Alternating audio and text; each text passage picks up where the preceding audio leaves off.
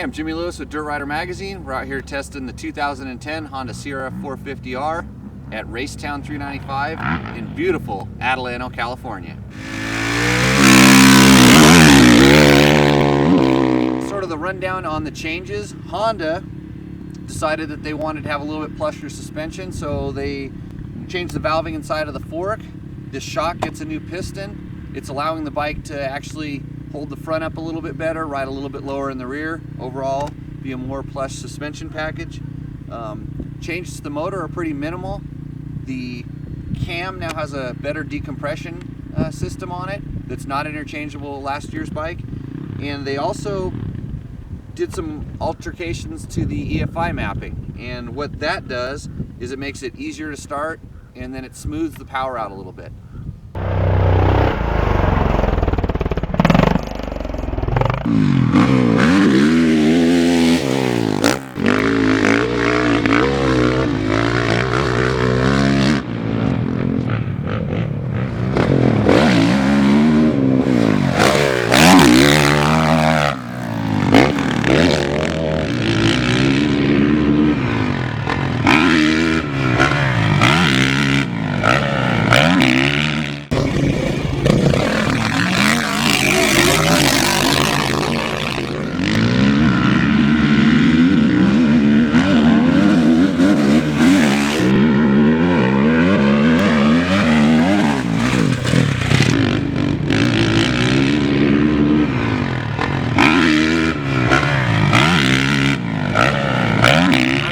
And I think this bike is really good.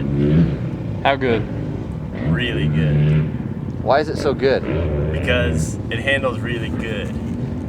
What about the motor? The motor is really good. And that means it has good power? Good power. Okay. So watch out, there's professionals behind you. Uh-oh.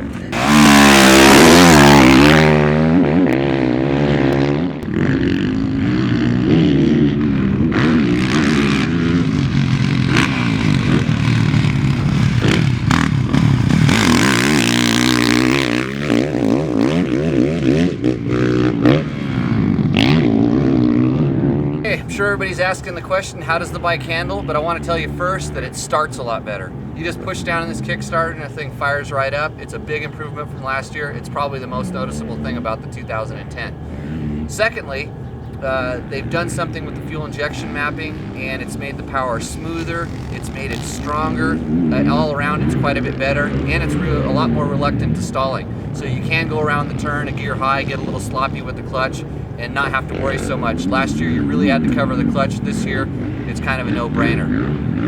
Now on to the handling. So the purpose of the new valving is to have the bike ride higher up in the stroke. Now last year a lot of people were complaining about being a little stink buggy. That means a little bit high in the rear, kind of causing a little bit too much weight in the front end, maybe making it a little bit unstable.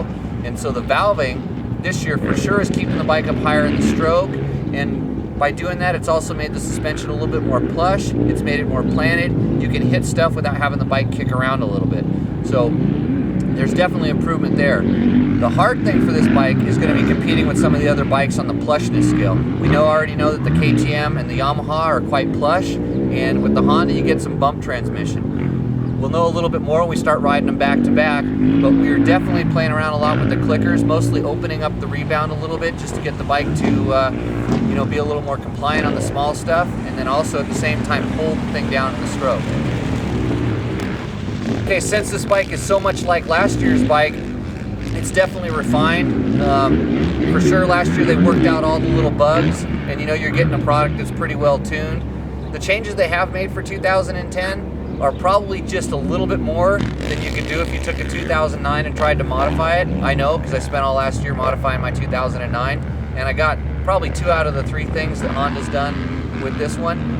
But still, as a package, if you were sitting around on the fence, wondering whether to get a new bike, this is the brand new bike. It's just been all the bugs have been worked out for you, and you're getting a couple other things. You know that the Honda's durable. It's definitely one of the better built bikes out there. It'll last a long time. You can easily go 2 or 3 seasons on one of these things. Anyways, that's the 2010 Honda CRF450. I'm Jimmy Lewis from Dirt Rider Magazine. We'll see you at the track.